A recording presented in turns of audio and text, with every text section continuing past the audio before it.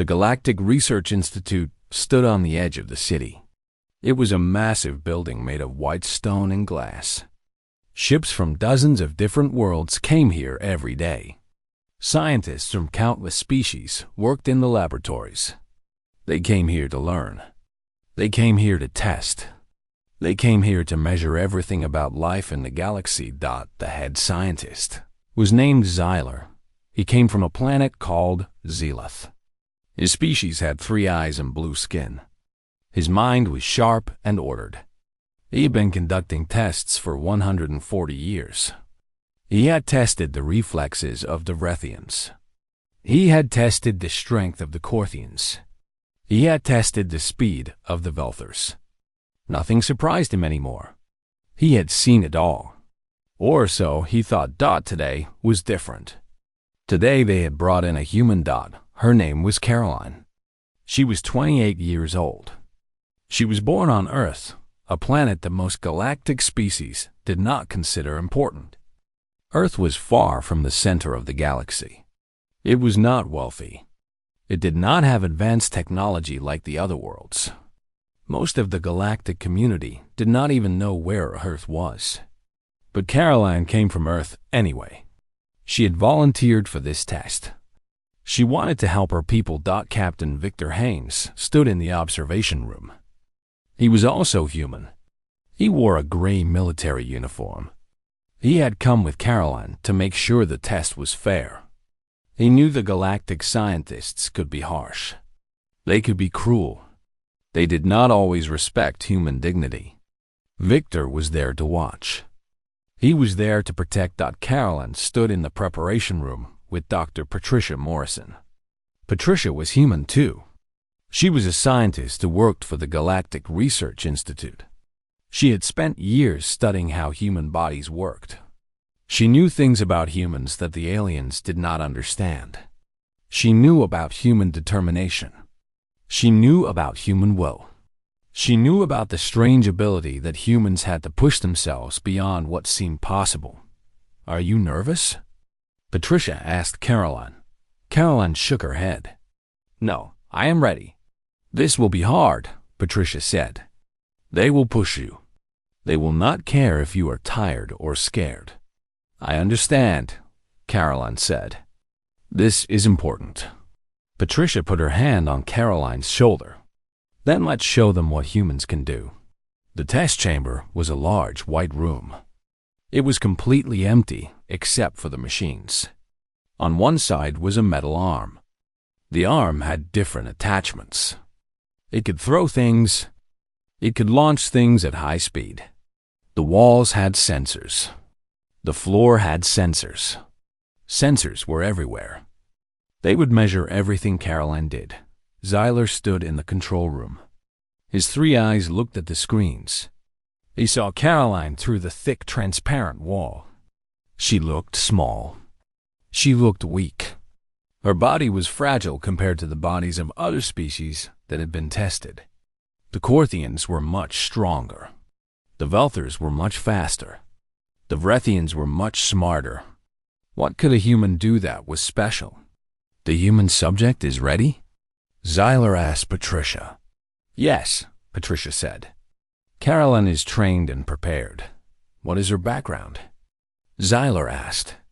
He did not look away from the screens. "She was a military pilot," Patricia said. "She trained for 10 years. She has excellent reflexes and focus." Xyler made a sound that was like laughter.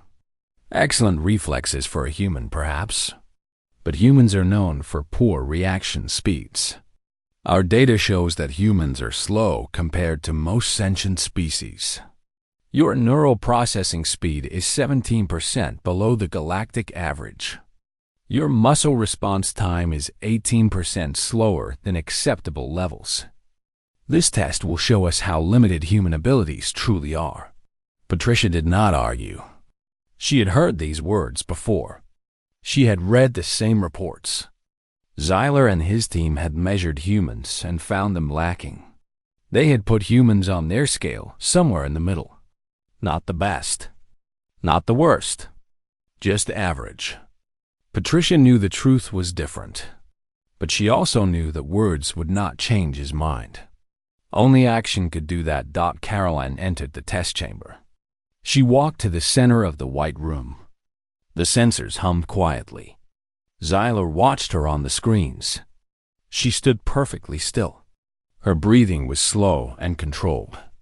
She did not look scared. She looked calm. She looked ready. The test will begin in 30 seconds, Xyler said into the communication system.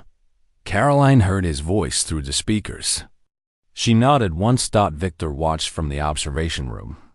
He had known Caroline for 5 years. He had trained with her. He had seen her push herself harder than anyone he knew. He knew she was dangerous. Not in an evil way. Dangerous in the way that warriors were dangerous. She did not give up. She did not stop. She did not accept that things were impossible. The mechanical arm came to life. It began to move. It stretched and rotated. Then it threw the first object. The object was a small foam ball. It moved fast. It moved from the right side of the chamber toward Caroline. For a normal human, it would have been difficult to catch. For Caroline, it was easy. Her hand came up. Her fingers closed around the foam ball. She caught it without effort. Interesting, Xyler said. Her reaction time was 0.04 seconds. This is faster than the human average. But it is not remarkable. The arm threw another foam ball. Caroline caught it. Then another. And another. The arm threw faster. The foam balls came from different angles. Caroline's hands moved like they had a mind of their own. She caught everything. For 10 minutes, the test continued. Foam balls came from every direction. Some came fast. Some came slow. Some came in patterns. Some came at random. Caroline caught them all. She did not miss even once. Her breathing stayed calm. Her body stayed relaxed. She looked like she was having fun. This is acceptable, Xyler said finally. The human subject shows learning capability and basic reaction speed. She will now proceed to the second phase of the test. Patricia watched Caroline on the screens. She was not tired. She was not breathing hard. She was just getting started. And Patricia knew that Xyler had no idea what was about to happen next. The mechanical arm changed. It retracted. A new attachment came into place. This was for the rubber balls. These would be harder. These would be faster. These would start to test what Caroline was really made of. The arm threw the first rubber ball. Everything was about to change. The rubber ball came out of the mechanical arm at tremendous speed. It was harder than the foam balls. It was denser. It had more weight. It could cause real damage if it hit a person. Most species would bruise badly if struck by a rubber ball moving at this velocity.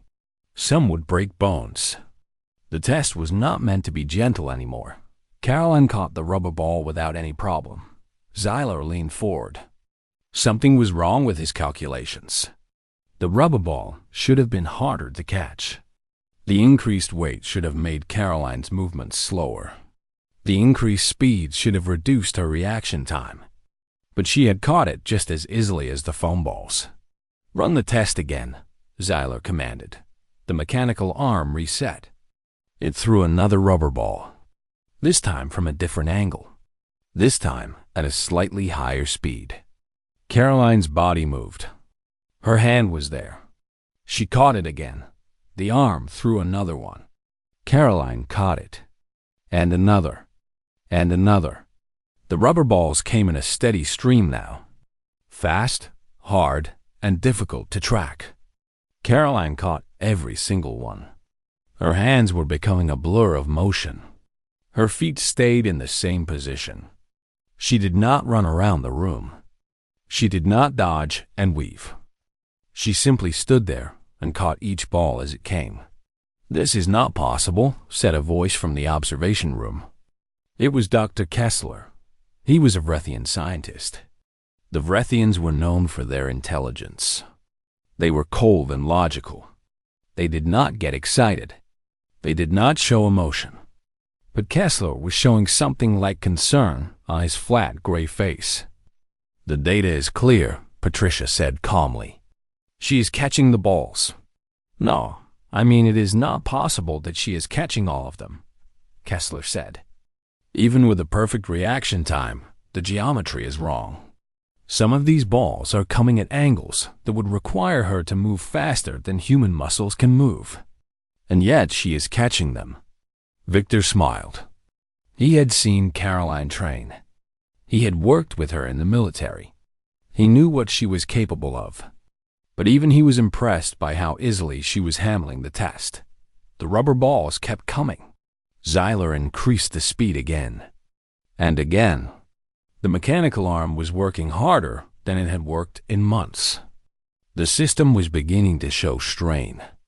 The balls were coming so fast that they were almost blurs on the camera feed. Caroline caught them all after 30 minutes. Xyler ordered the mechanical arm to stop. The arm went silent. The rubber balls stopped coming. Carolyn stood in the center of the room, breathing normally. Her hair was not even messy. Her uniform was not torn or damaged. She looked like she had just finished a light exercise, not a grueling physical test. "Bring the human to the medical examination room," Xyler said. Immediately, Caroline was taken out of the test chamber. She walked with Victor and Patricia to the medical area. They placed her on a scanning platform. Machines came to life around her. Lights scanned her body. Sounds that were not quite sounds measured her. Cameras looked at her from every angle. Xyler came into the room.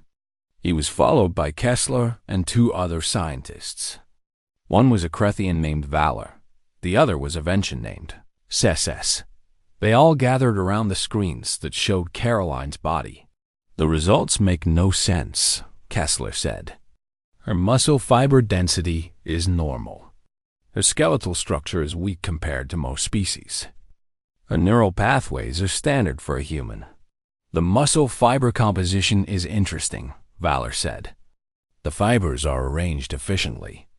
But the efficiency is not beyond what we have seen in other species.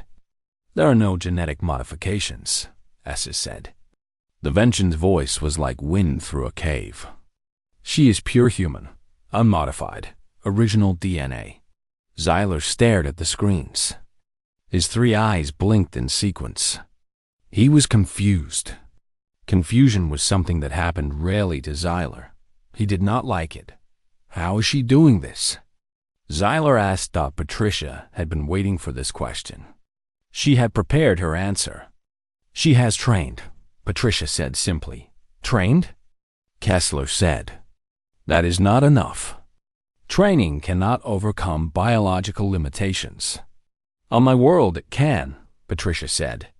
"We train our soldiers and athletes differently than your people do. We do not just teach them movements. We teach them to see differently. We teach them to think differently. We teach them to want things more than they want safety or comfort. This is not scientific," Valor said. "It is completely scientific," Patricia said. "You have measured her body. You have found it to be normal. But you have not measured her mind. You have not measured her will. On Earth, we believe that these things matter.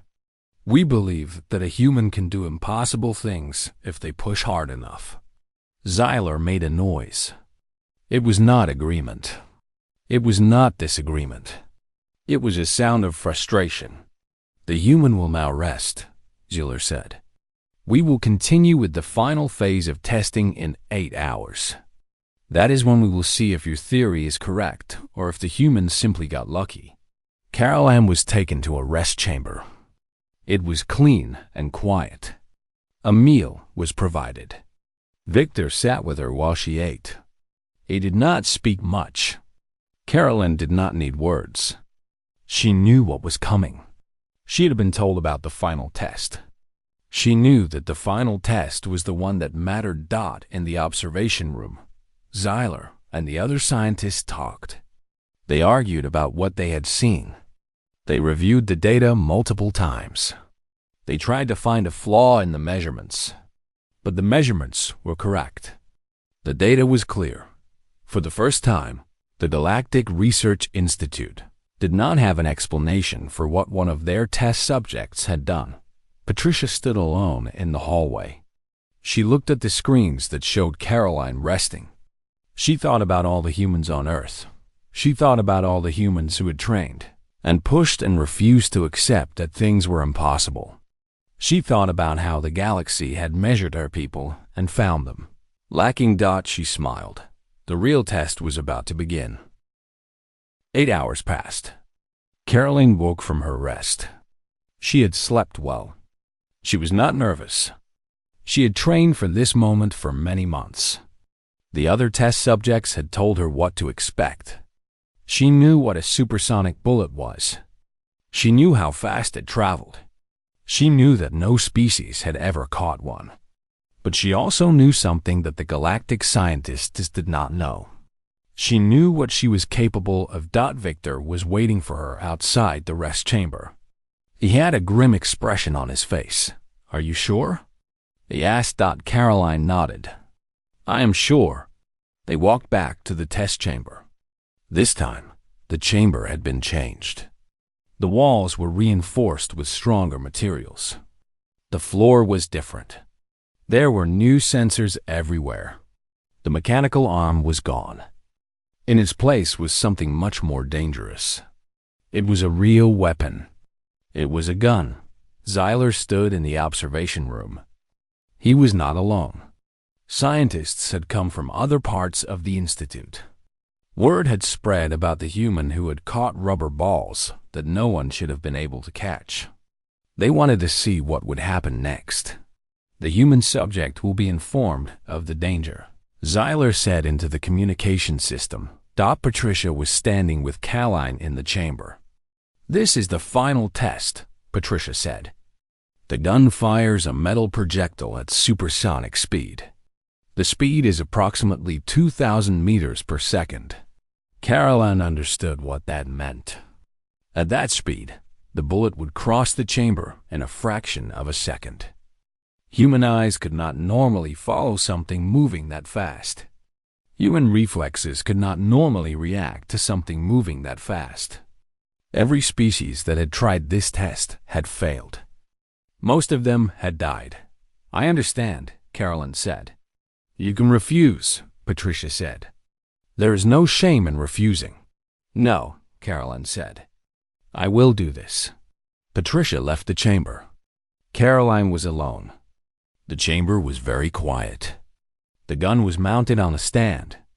It was pointed directly at her. The distance was 50 meters.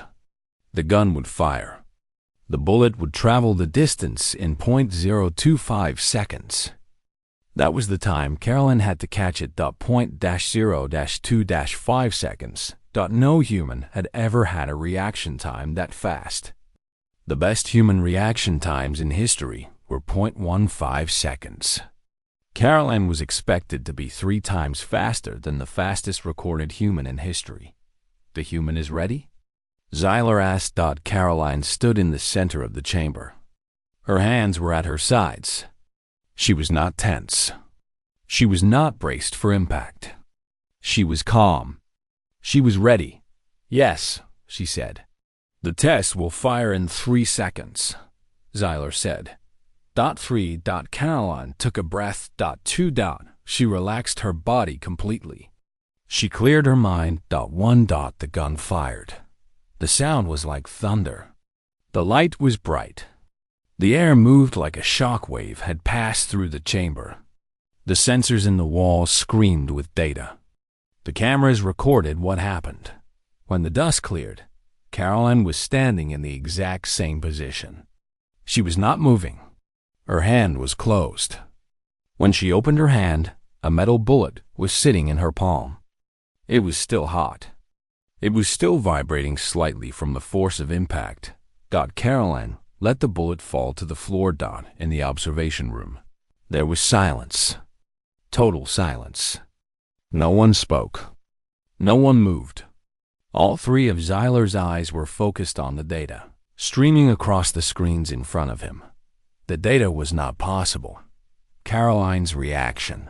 Time had been measured at 0.003 seconds. The bullet had been moving at 2,000 meters per second. The mathematics did not work. The biology did not work. The physics did not work. According to everything that the galactic scientists knew, Caroline should have been turned to ash by the impact. The bullet should have passed completely through her body. The force should have destroyed her organs. She should have been dead. Instead, she was standing in the chamber, looking at the gun with mild curiosity. "This is not possible," Kessler said quietly. "The data is clear," Patricia said from the observation room. "She caught it. No human can do this," Valor said. "This human did," Patricia said. Zyler made a noise that was unlike any sound the scientists had heard him make before. It was a sound of shock. It was a sound of confusion. It was a sound of a mind being forced to reconsider everything it believed to be true. "Bring the subject to medical examination," Zyler said. His voice was not steady. Immediately. Full scanning. Full analysis. Full everything. Caroline was taken to the medical examination room again. This time, the scanning was more intense. They scanned every part of her body. They looked at her cells. They looked at her organs. They looked at her bones. They looked at her blood. They looked at her brain. Everything was normal. Everything was human. Nothing was enhanced. Nothing was modified. She was purely, completely human. "This is impossible," Essa said. "There is no biological explanation for what she accomplished." Zyler was silent. He was staring at one screen in particular. It showed Caroline's neural activity. Her brain showed patterns of activity that were unusual. Not superhuman, but unusual. Different. "What is this pattern?" Zyler asked, pointing to the screen. Patricia leaned in and looked. She smiled. "That is training," Patricia said. "That is what happens when a human trains their mind and body to work together at perfect efficiency. That is what happens when a human refuses to accept limitations. That is what happens when a human will overcomes biology." "Will?" Kessler said. "You are telling me that a human caught a supersonic bullet because of her will?" "Yes," Patricia said. "That is exactly what I am telling you." "That is not science," Valor said. "On my world, it is," Patricia said. "On my world, we understand that consciousness and body are connected in ways that your science has not measured. We train this connection. We make it strong. We make our people capable of extraordinary things." Zyler was quiet for a long time. He was processing. He was recalculating. He was understanding that his entire ranking system for species capability was fundamentally flawed. "We need to inform the Galactic Council," Zyler said finally. "Immediately. This human has fundamentally changed everything we know." Outside the medical room, Caroline sat with Victor. She was tired now. The exertion was catching up to her. Her hand was slightly burned from the heat of the bullet. But she was smiling. "We did it," Victor said. "We did," Caroline said. "We showed them." Victor looked at his friend. He understood what she had accomplished. She had taken everything she was and pushed it beyond the limits that anyone thought were possible. She had caught a supersonic bullet. The galaxy would never be the same. The message was sent to the Galactic Council within 1 hour of the test completion. The data was sent along with video recordings. The analysis was sent. The conclusions were sent. Everything was sent in the standard format that the Council used for major discoveries. The response was immediate. The Council wanted more information. The Council wanted verification. The Council wanted to know if this was real, or if there had been an error in measurement dot within 24 hours. Independent scientists arrived at the Galactic Research Institute. They came from 6 different worlds. They brought their own equipment. They brought their own measuring devices. They brought their own skepticism. Zyler showed them the data. He showed them the test chamber. He showed them the gun. He showed them Caroline. The independent scientists were shocked. They were disbelieving. They were certain that there had been a mistake. The human subject cannot have caught a supersonic projectile, said the lead scientist, an alien named Torval from the planet Kelthus. No biological system can have reflexes that fast. It is impossible. Yet she did, Patricia said. Run your own tests. Verify for yourself. They did run tests. They tested Caroline again. They used their own equipment. They used their own protocols. Every test showed the same result. Caroline's reflexes were beyond what any species in the galaxy had ever measured. But the independent scientists wanted more. They wanted to know if Caroline was an anomaly or if she represented something true about the human species. So they asked for more humans to test. Within 2 weeks, 10 human volunteers arrived at the Galactic Research Institute. They came from different countries on Earth. They came from different military backgrounds. Some were soldiers. Some were athletes. Some were pilots. They were all trained. They were all dedicated. They were all willing to push themselves. The testing began. The first human to be tested was a man named John. He was a fighter pilot from a country called the United States. He had trained for 20 years. He had reflexes that were nearly as fast as Caroline's. He caught a supersonic bullet. Not on his first try, but on his 3rd attempt, he caught it. The second human was a woman named Sarah. She was an athlete who trained in a martial art called boxing. She had incredible hand speed. She caught the bullet on her first try. The third human was a man named Marcus. He was younger than the others. He was only 23 years old. He was a soldier in his country's military. He struggled with the test. He failed 5 times. On his 6th attempt, he caught the bullet. One after another, the humans performed impossible feats. Not all of them could catch the bullet, but all of them showed remarkable abilities. All of them showed reaction times that far exceeded what the galactic scientists had predicted.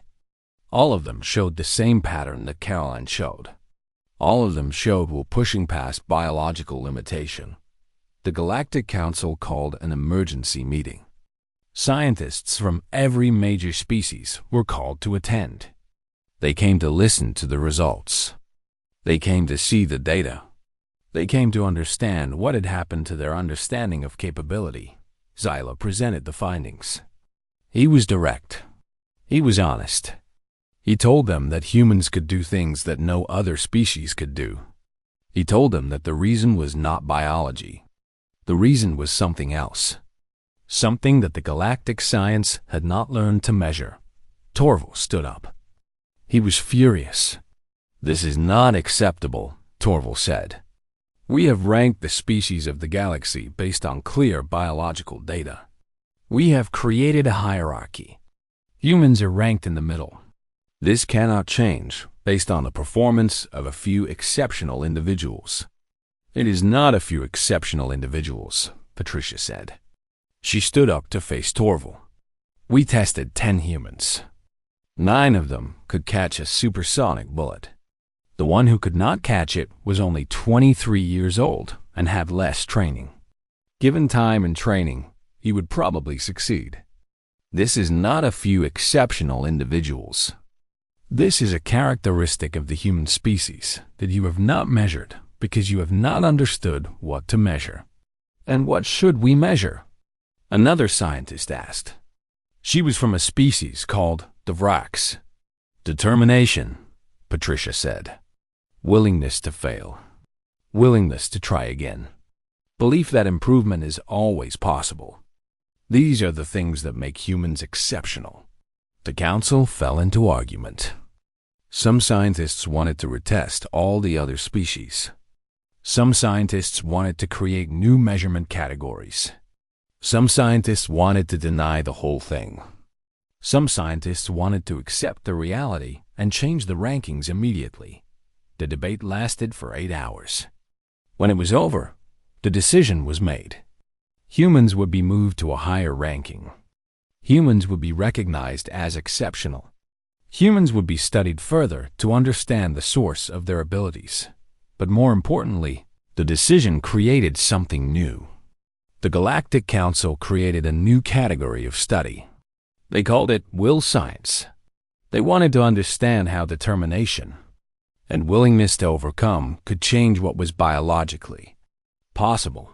Thousands of species volunteered to have their own populations tested in this new framework.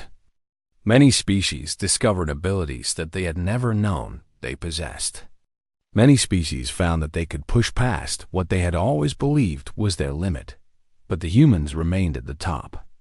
The humans were the ones who had shown the way. The humans were the ones who had caught the bullet.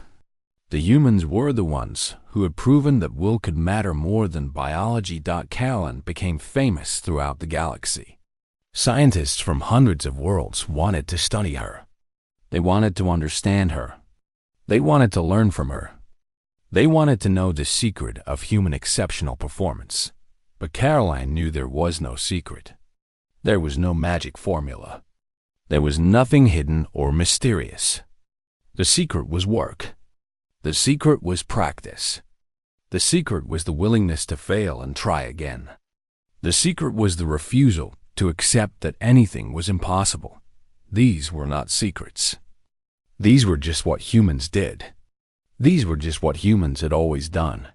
Victor watched as Caroline gave interviews to alien scientists. He watched as she explained human training methods. He watched as she helped the scientists understand that capability was not just about biology, but about belief. He was proud. He was proud of Caroline. He was proud of his species. He was proud that the galaxy finally understood. The bullet that Caroline caught was placed in a special display in the Galactic Council chambers. Beneath it was a simple inscription. The inscription was short. The inscription was clear. It read, "What is impossible until someone does it?" 6 months had passed since Caroline caught the bullet. The galaxy had changed. Not all at once. Change never happened all at once. But change had definitely come. The Galactic Council had formally recognized humans as a species with exceptional potential. Earth was now a world of interest instead of a world that was ignored. Human scientists and military leaders were being invited to other worlds to share their methods and their knowledge. But more importantly, something else had happened. The very idea of what was possible had shifted. Across hundreds of worlds, species were pushing themselves beyond limits they had always accepted. They were training harder. They were working longer. They were refusing to accept that anything was impossible. Caroline had returned to Earth. She was no longer just a military volunteer. She was a hero. She was known across the galaxy. But she did not think of herself as a hero. She thought of herself as someone who had done what was necessary. She thought of herself as someone who had trained and pushed and refused to accept failure. She sat in a restaurant on Earth with Victor and Patricia. The three of them looked at a news display. The news was about a Vrethian scientist who had broken his species' record for information processing speed. The news was about a Korthian athlete who had performed a feat of strength that no Korthian had ever performed before. The news was about a Veltharan military unit that had accomplished a mission that everyone had said was impossible. "We started something," Patricia said. "No," Caroline said. "We just showed them what was already possible. We showed them that limits were not always real. We showed them that belief matters." Victor smiled. The galaxy is going to be a different place now. He was right. The galaxy was different. The change was subtle but real. Everywhere, species were asking themselves the same question. What else is possible? What else have we accepted as impossible that is actually achievable? On the planet Zealoth, Zyla was leading a new research program. He was studying will science. He was measuring how determination and belief could change physical performance. He had tested thousands of individuals from different species. The results were always the same. The species that believed in improvement improved. The species that accepted limitations stayed limited. Zyler understood now. He understood that biology set a baseline, but consciousness set the ceiling. A species that believed it could improve would improve. A species that accepted its limitations would stay within those limitations. This was not about biology. This was about belief. On the planet Kelthus, Torval was still skeptical. He had not wanted to accept the new rankings. He had not wanted to believe that humans could be exceptional. But the evidence had forced him to reconsider. And in reconsidering, he had made a discovery. He had discovered that his own species, the Kelthians, had been accepting limitations that were not real. They had always believed they were not capable of certain things. But the belief was wrong. When they trained like humans trained, they could do things they had never done before. Torval was now one of the most enthusiastic supporters of will science. Schools across the galaxy were teaching human training methods. Young students were learning about determination and persistence. They were learning that failure was not final. They were learning that improvement was always possible. But perhaps the most important change was happening in the human community itself. On Earth, the success of the human volunteers had inspired a generation of young people. They were training harder. They were pushing themselves further. They were setting higher goals. They were refusing to accept limitations. A human athlete broke a world record in an Olympic competition. A human scientist made a breakthrough in medical research that had stumped doctors for a century. A human inventor created a technology that combined human creativity with alien technology in a completely new way. Humans were not becoming superhuman. They were simply becoming more fully human. They were reaching for their potential. They were training their minds and bodies to work together in perfect harmony. They were understanding that the gap between impossible and possible was often just effort and belief. Caroline was teaching now. She was working with the Galactic Research Institute. She was training other humans who wanted to develop their abilities further. She was also training aliens who wanted to understand human methods. Her students came from everywhere. Young Vrethians who wanted to improve their thinking. Young Korthians who wanted to become stronger. Young Veltharians who wanted to move faster. They all came to learn from Caroline. They all came to understand what humans understood. But Caroline did not teach them special secrets. She taught them the same thing that humans had always taught each other. She taught them to work hard. She taught them to never give up.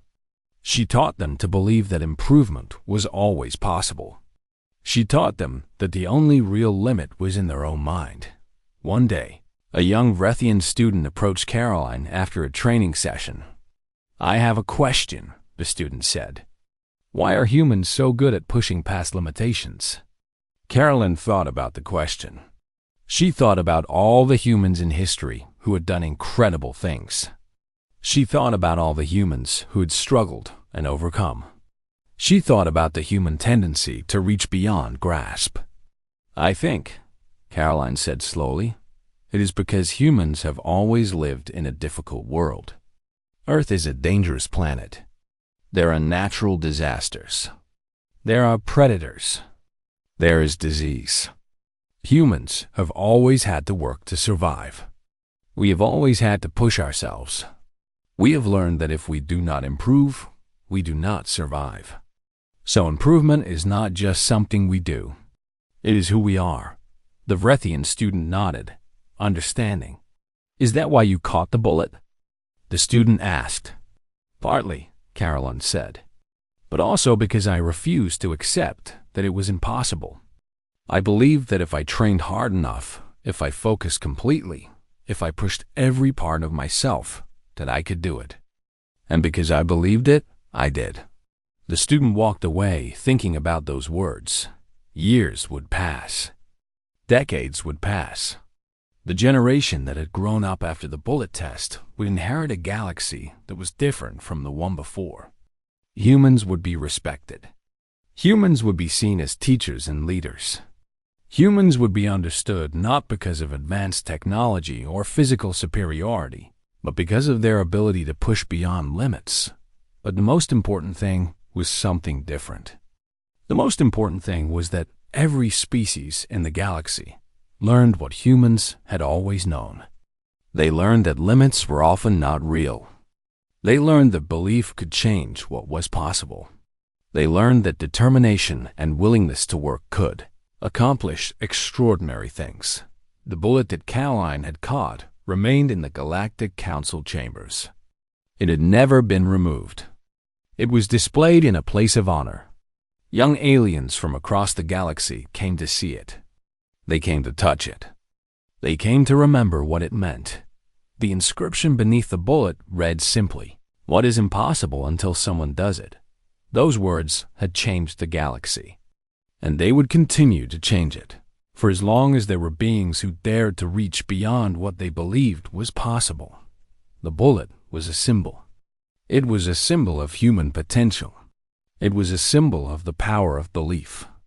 It was a symbol of the truth that every species in the galaxy was beginning to understand.